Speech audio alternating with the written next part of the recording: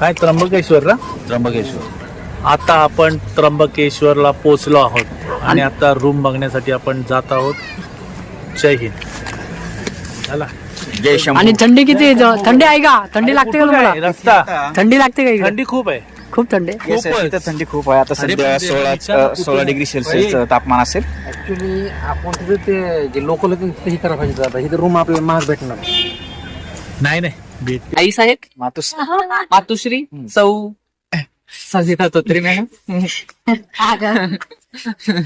एवढं उशीर आहे ना तू मातोश्रीचं नाव घ्यायला. त्याला आठवत नाही माझं नाव. नाही पुढं काय लावं ते आठवलं नाही पण